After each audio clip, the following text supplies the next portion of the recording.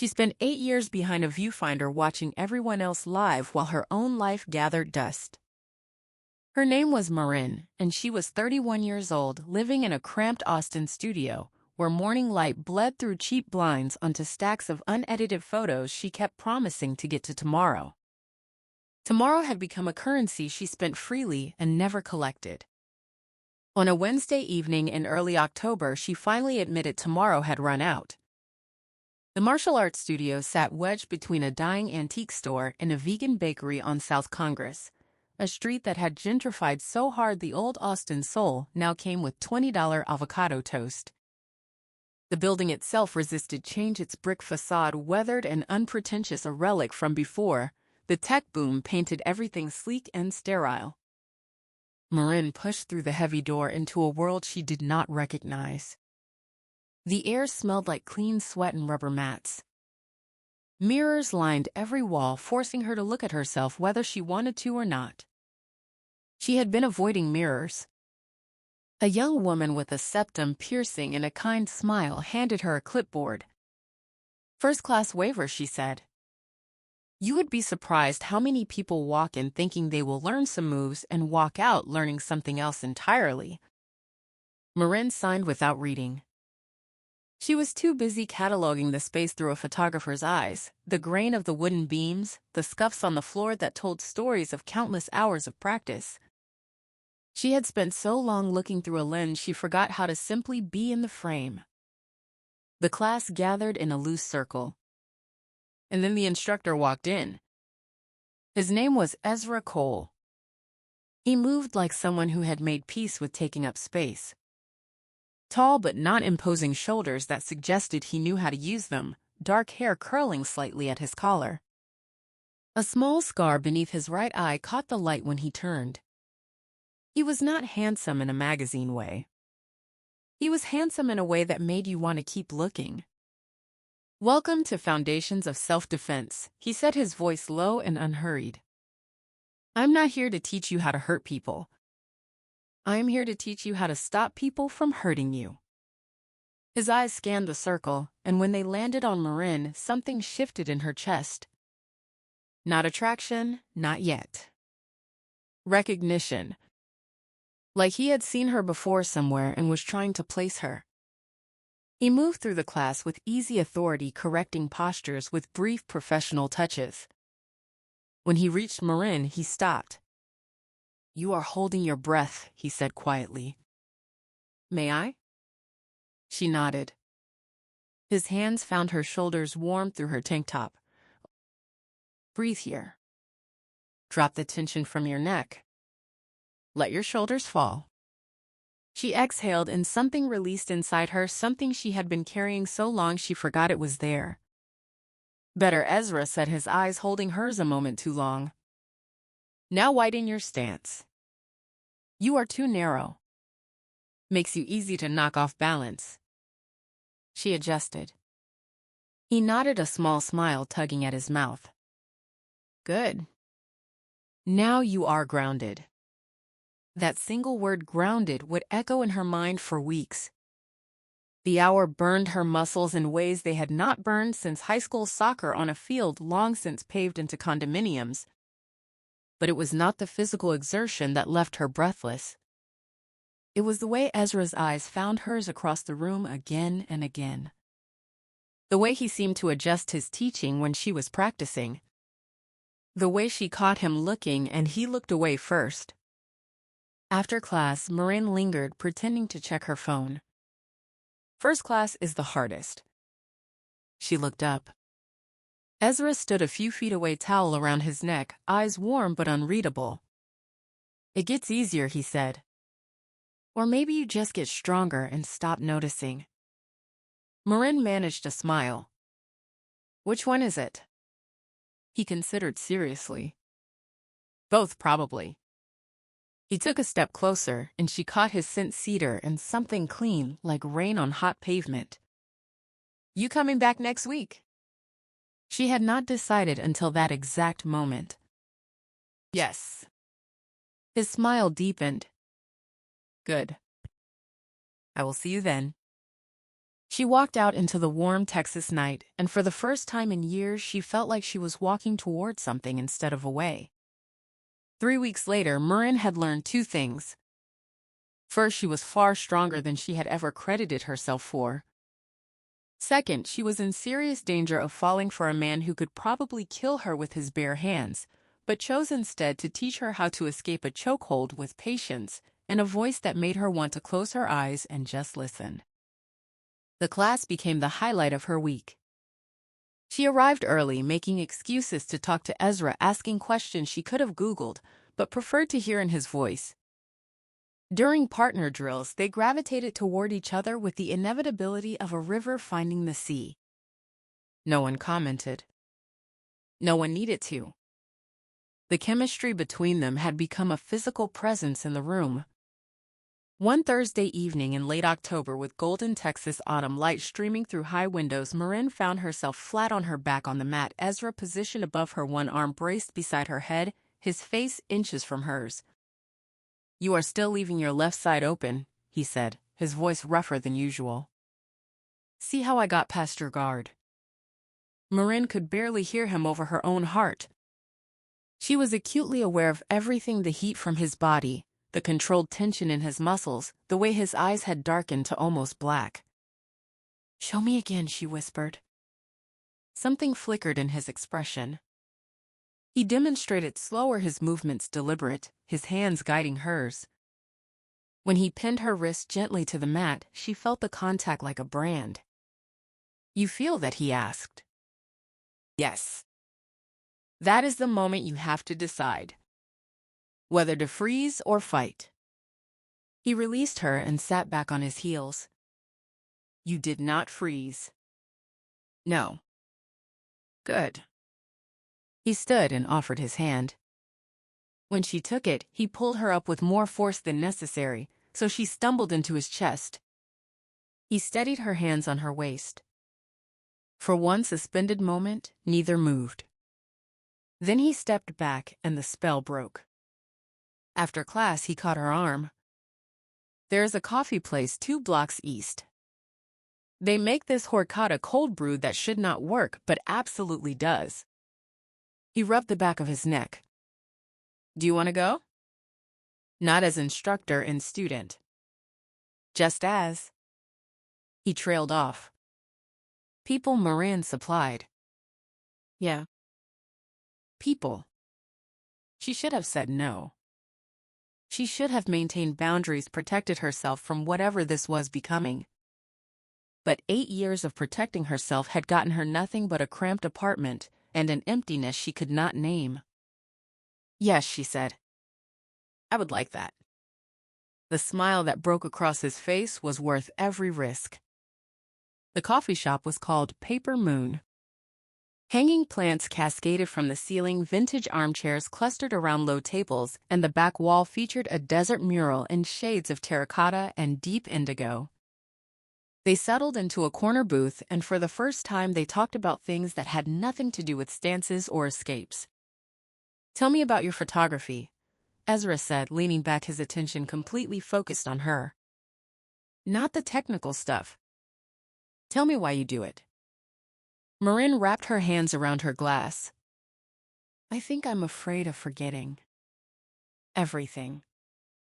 The way light hits a stranger's face on the bus. The exact shade of blue the sky turns right before a storm. The moment someone realizes they are in love and tries to hide it." She looked down. "I capture those moments because I am terrified of losing them. And because when I am behind the camera, I do not have to be in the picture." Ezra was quiet for a long moment. "That is the most honest answer anyone has ever given me." "What about you?" Marin asked. "How does a person end up teaching self-defense on South Congress?" His expression shifted. "I used to be in military intelligence." Her eyebrows rose. "That is not what I expected." "It is not what I expected either. I spent 6 years in places I cannot talk about, doing things I do not like to remember. When I got out, I knew I needed to help people directly, face to face. I wanted to teach people how to feel safe in their own bodies, because I had forgotten how to feel safe in mine. Marin reached across the table and covered his hand with hers. Did it work? Ezra turned his hand over, intertwining their fingers. I am still figuring it out. But sitting here with you, I think it might be. They talked until the barista started wiping tables. When they finally stepped outside, the air had cooled and streetlights cast long shadows. I should let you go, Ezra said, but he made no move to leave. You probably should, Marin agreed. Neither moved. Ezra reached up slowly and brushed a strand of hair from her face. His fingers lingered against her cheek. Can I? He started. Yes. He kissed her. Soft at first, tentative. Then Marin's hands found his shirt and pulled him closer, and the kiss deepened into something hungrier, something that had been building for weeks. When they broke apart, both breathing hard, Ezra rested his forehead against hers. I have wanted to do that since the first night. I know, Marin said. I was waiting for you to catch up. He laughed, bright and surprised, and Marin wanted to photograph this moment so badly her fingers itched for her camera. But for once she was content to just live it. The next few weeks passed in a haze of early texts and late calls and stolen kisses in the parking lot. Whatever was happening with Ezra felt less like construction and more like recognition. Like they were not building something new, but uncovering something that had always been there. And then Kane showed up. The new assistant instructor arrived on a Tuesday with a face that belonged on a billboard and an attitude that belonged on reality television. Kane Whitaker had been a professional fighter before an injury sidelined him. He was younger than Ezra, maybe 26, with a smile that never reached his eyes. Kane will be helping with advanced ground techniques, Ezra announced, his jaw tight. Kane's introduction was a brief nod and a sweeping glance that lingered noticeably on the women. When his gaze landed on Marin, something predatory flickered. Partner up, Ezra instructed. Before Marin could move toward him, Kane was there. I will work with this one, he said, flashing a smile that probably worked on most people. Unless you are already claimed. She works with me, Ezra said, his voice even, but edged with something new. Possessiveness. But it is good to train with different partners, Kane replied smoothly. Keeps you adaptable. Right. The next hour was excruciating. Kane was technically competent, but his corrections came with hands that lingered and compliments that felt oily. When he demonstrated a pin, his face hovered inches from hers, and he murmured something about her perfume. You smell incredible. It is called boundaries, Marin replied flatly. She executed the escape with more force than necessary. From across the room she felt Ezra watching, his expression thunderous beneath a careful calm. After class, Kane caught her at the door. There is a great taco place on East 6th. I would love to take you. Talk about training. Get to know each other. I am not interested, Marin said firmly. Unless you are seeing someone. She is. Ezra appeared beside her, moving with that quiet economy of motion. She is seeing me. Kane's eyebrows rose. Mixing business with pleasure, Ezra's. Interesting choice. Marin is not my student anymore. Ezra replied evenly. She graduated from basics last week. She is here as an advanced practitioner. Completely ethical. Marin slid her hand into Ezra's. His fingers immediately intertwined with hers. My mistake, Kane said, though his smirk suggested he was not bothered. After he left, Ezra turned to Marin, his expression apologetic. I am sorry. I should have asked before claiming you. Was it untrue? Marin asked. No. God, no. I just do not like the way he looks at you. Like you are something to be won. You handled it yourself before I got there, Marin pointed out. I know. But I wanted him to know you are not available. That you are. Mine? The word hung between them. Marin should have bristled. She had spent her adult life rejecting the idea of belonging to anyone. But with Ezra, it felt different. Not like ownership. Like partnership. I am yours, she said quietly. And you are mine. Something in his expression softened. Yeah, I really am. A week later, Marin stood in Ezra's apartment for the first time. It was a converted warehouse near Lady Bird Lake with soaring ceilings and exposed ductwork in windows overlooking the water. The space was minimalist but warm, decorated in charcoal and cream, with pieces that suggested someone who valued quality over quantity. But what stopped her was the wall of photographs. Black and white images in simple frames, moments of raw human emotion. A woman laughing. An elderly man's weathered hands. A child caught mid-jump. You collect photography, Marin said, moving closer. Ezra appeared beside her, 2 glasses of wine in hand. He had changed into dark jeans and a fitted black sweater. I do not just collect it. I appreciate it. These are all local artists.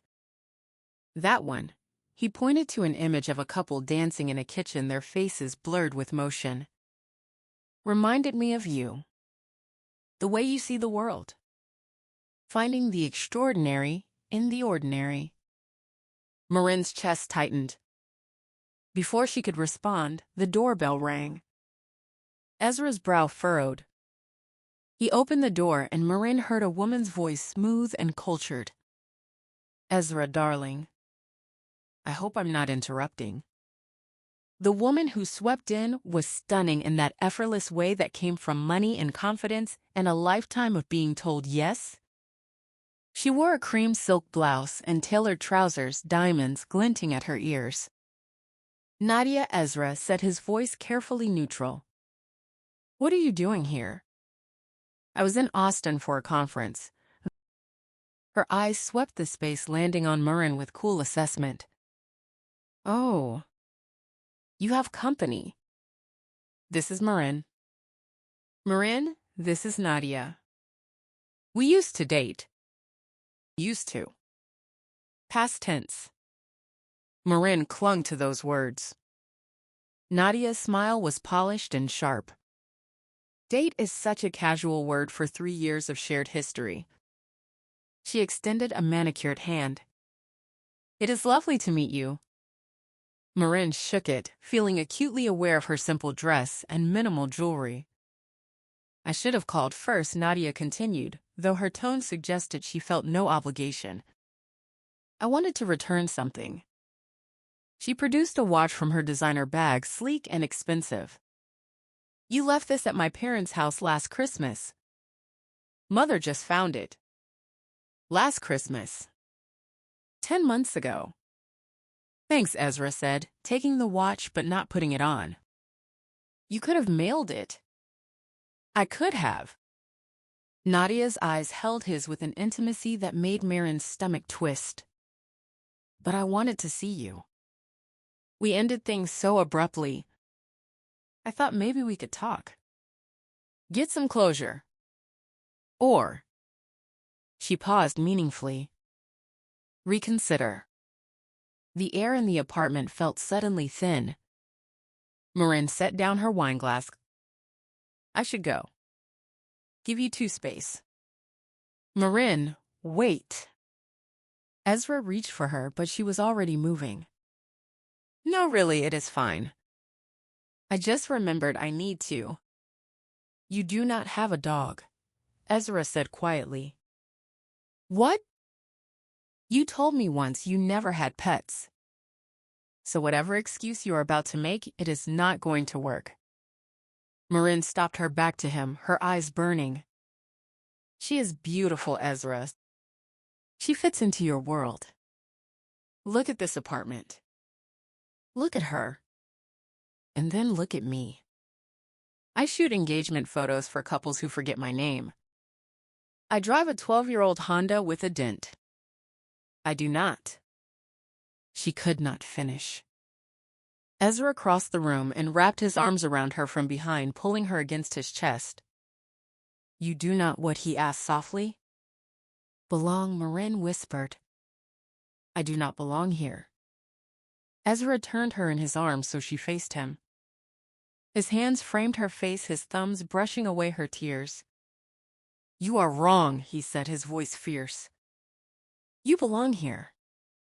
You belong with me. And then he did something unexpected. He scooped her up and started walking. What are you doing? Marin gasped. Something impulsive.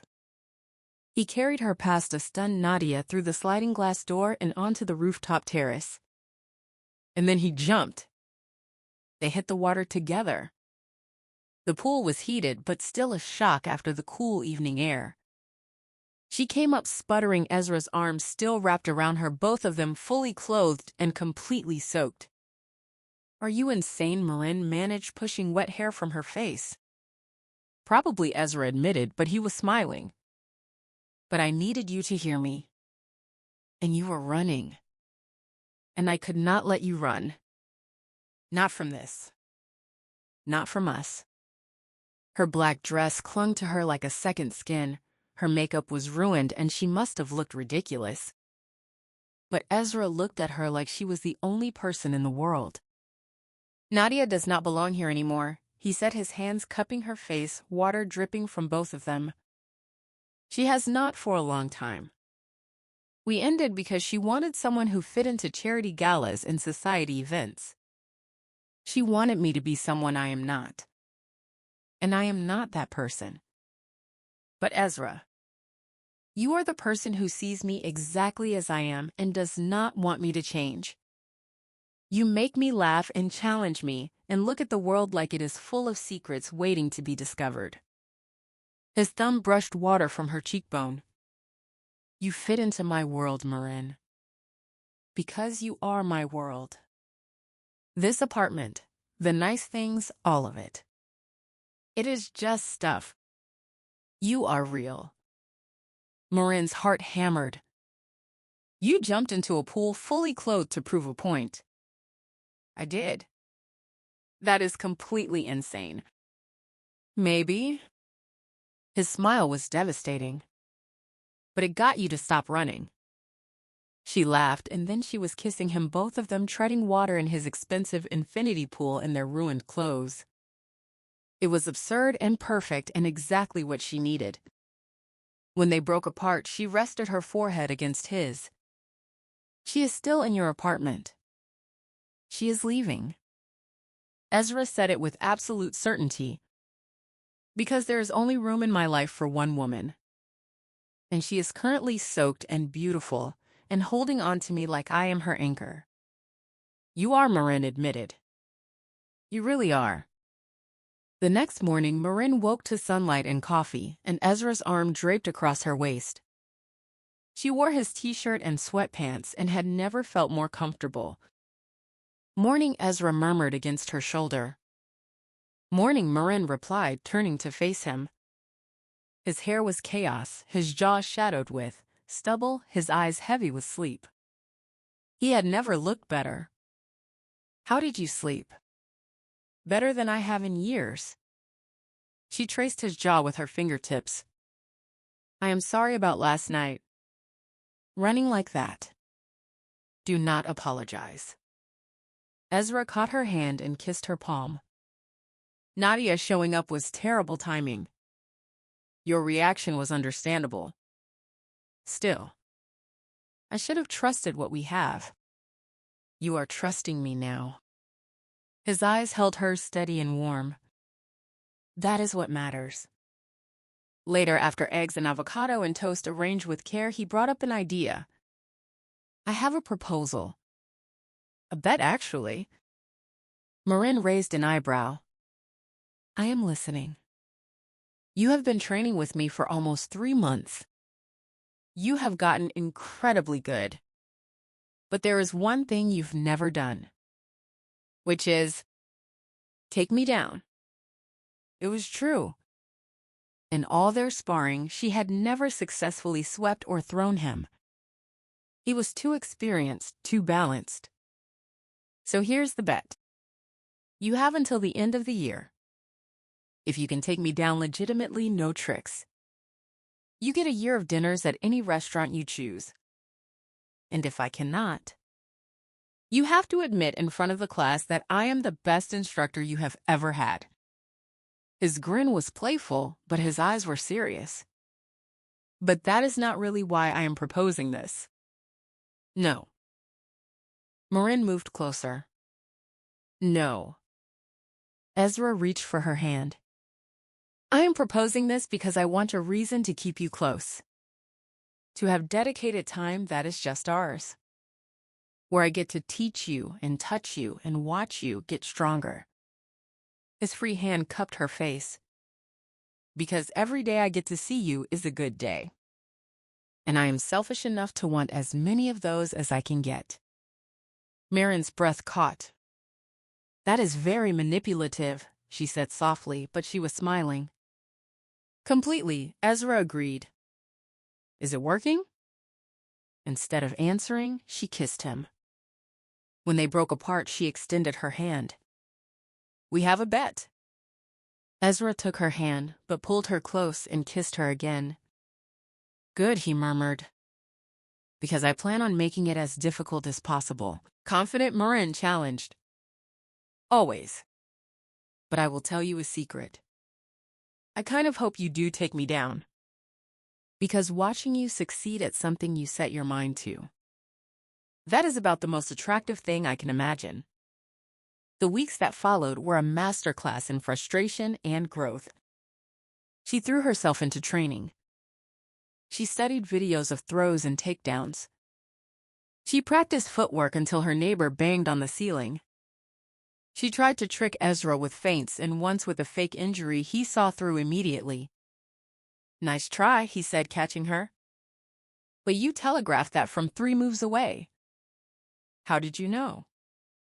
Because I know you, Marin. I know when you are really hurt and when you are just trying to win. That is unfair. It is completely fair. It is called paying attention. She did. She paid attention to everything. The way he shifted his weight before a level change. The slight drop of his lead hand before a sprawl. The way his eyes flickered to her feet before he committed. She cataloged all of it like light and shadow through her lens. And slowly she began to see the openings. 6 weeks before the deadline, Marin twisted her ankle during a drill. She had sprawled too aggressively and her foot landed wrong. The pain was sharp and immediate. She gasped and stumbled, and Ezra was there instantly. What happened? His voice urgent, his hands steadying her. Ankle. I think I just tweaked it. His expression shifted, focused, and careful. Okay, do not put weight on it. Can you hop to the bench? With his support, she made it. He knelt before her, gently removed her shoe and sock fingers, probing the joint. Does not look swollen yet. Does this hurt? He rotated her foot slightly and she hissed. That is a yes. I am taking you home. We will ice it, elevate it. And if it is not better by morning, we are going to urgent care. It is probably just a sprain, Marin protested, though the throbbing disagreed. Probably, Ezra agreed. But I am not taking chances with you. He packed up her things, dismissed the class, and helped her to his car. The drive was quiet, his hand on her thigh, his thumb tracing patterns that soothed. Her apartment was small and cluttered with creative chaos. Prints on walls, succulents on every surface. Ezra settled her on the couch, propped her foot, and moved through her kitchen like he belonged there. Ice pack, he called. Freezer. Behind the frozen vegetables. He returned with ice wrapped in a towel, settling it gently on her ankle. I'm going to make you something. Have you had dinner? I was going to grab something after class, Marin admitted. His expression said everything. While he cooked, she watched him. This man who could have anyone was in her tiny kitchen making her scrambled eggs because she had hurt herself trying to impress him. When he returned with a plate, she felt tears prick her eyes. What he asked, noticing? Nothing. She reached for him, pulling him down beside her. Everything. I love you. The words tumbled out. I am in love with you, Ezra. I have been falling for months, and I finally hit the ground. His expression transformed. Joy and relief and coming home. I love you too, he said, his voice rough. I have for weeks. I was just waiting for the right moment. Is this the right moment, Marin asked? Me with a twisted ankle eating scrambled eggs on my couch? This is the perfect moment. Because it is real. It is us. No fancy restaurants or grand gestures. Just you and me, and the truth. He kissed her soft and thorough, and full of promise. When they broke apart, he pressed his forehead to hers. Stay, he whispered. Not just tonight. Stay with me. I'm not going anywhere, Marin promised. And she meant it. The final day of the bet arrived with a cold December morning. The studio was packed. Even Kane was there, leaning against the back wall, hoping to see her fail. She did not care. She had spent 6 weeks preparing, studying Ezra's patterns, finding her opening. When she stepped onto the mat, Ezra was already there, stretching, his expression warm but focused. Ready? He asked. As I will ever be. He pulled her close, lowering his voice. You know I love you no matter what happens here, right? I know, Marin said, kissing him quickly. But I'm still gonna take you down. His grin was equal parts pride and challenge. We will see. The class gathered in a circle. 3 attempts. Legitimate takedown. No tricks. They touched gloves. The first attempt failed. Ezra sprawled perfectly, shutting down her single leg. She scrambled back, resetting. The second attempt was more aggressive. For one glorious second, she thought she had him. But he recovered at the last moment, pressing her down. They reset again. Her muscles burned, her breathing ragged. This was it. She circled him carefully. And then she saw it. The slight forward shift of his weight. The fraction too much pressure on his lead foot. She closed the distance and dropped low. Her hand shot to his ankle, her opposite arm hooked behind his knee. She lifted and swept and drove her shoulder forward, all in one motion. Ezra teetered. And then he fell. He hit the mat and she followed him down, maintaining her grip, counting. 1, 2, 3. The class erupted. She had done it. When she released him, breathless and shaking, Ezra was smiling. Not disappointment. Pride. That was perfect, he said, looking up at her with awe. Absolutely perfect. She offered her hand, but he caught her wrist and pulled her down, kissing her soundly while the class cheered. You won, he said against her lips. I won, Marin confirmed. Ezra rolled them onto their sides, facing each other. His hand cupped her face, his expression serious. Can I tell you something? Always. I have been hoping you would succeed for weeks. I could have shut it down. Could have adjusted my stance. But I wanted you to win. Because watching you become this confident, powerful version of yourself, that has been the greatest privilege of my life. Marin felt tears prick her eyes. Ezra. Wait. I am not done. He took a breath and her heart stuttered. You took me down just now, But the truth is, you took me down the first day you walked into this studio. You dismantled every defense I had, every wall I had built, every belief about what love could be. He shifted onto one knee. The class went silent. From his pocket, he produced a small velvet box. "Marin," he said, his voice steady, "you came here looking for courage. But you taught me what real bravery looks like. Choosing to be vulnerable. Taking risks. Stepping into the frame instead of hiding behind it. You have made me braver just by loving me." He opened the box. The ring was simple and elegant, a single diamond catching the light. "You defeated me the first time I saw you.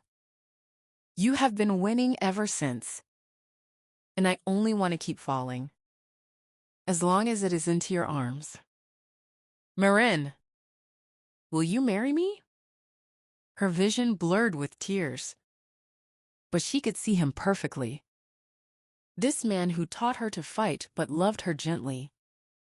Who challenged her to be stronger while making her feel safe. Who jumped into pools fully clothed and made bets just to keep her close. "Yes," she breathed. "Yes. Yes. Absolutely yes." He slid the ring onto her shaking finger, and then she was in his arms, both kneeling on the mat where they had first learned each other's movements. The class applauded, but she barely heard them. She was too busy kissing the man who had become her home. When they broke apart, he pressed his forehead to hers. "I love you. I love you too. But you know you still owe me a year of free dinners, right? We had a bet." He laughed, pure joy. "Worth every penny." He kissed her again, and Marin understood. Sometimes the bravest thing you could do was not learning to fight. It was learning to fall. Completely. Irrevocably. Perfectly. Into love. In the months that followed, they built a life together. She moved into his apartment by the lake. Her photographs joined his on the walls. She continued training and began helping teach beginner classes, paying forward the confidence she had found. Kane eventually moved on, fired from another gym for inappropriate conduct. Nadia sent a crystal vase with a note that said simply, "I hope you are happy." Marin filled it with sunflowers because she was happy and did not need permission. Every morning she woke next to Ezra with light streaming through the windows and the city humming below. She thought about how close she had come to never walking into that studio. How close she had come to spending her entire life behind the camera watching instead of living. But she had walked through that door. She had chosen to be brave. And life had given her something she had not even known she was looking for. Someone who saw her completely. Someone who loved her exactly as she was. Someone who taught her that the greatest courage was not in standing alone. It was in letting someone stand beside you. She still took photographs. She always would. But now when she looked through the viewfinder, she was no longer hiding. She was choosing. Choosing to capture the world not because she feared losing it, but because she wanted to remember every single moment of this beautiful, imperfect, extraordinary life she had finally stepped into. And the best frame, the one she would carry forever, was not one she could ever capture with her camera. It was the way Ezra looked at her every single morning. Like she was the most important thing in the entire world. Like she was his home. Like she was exactly where she belonged.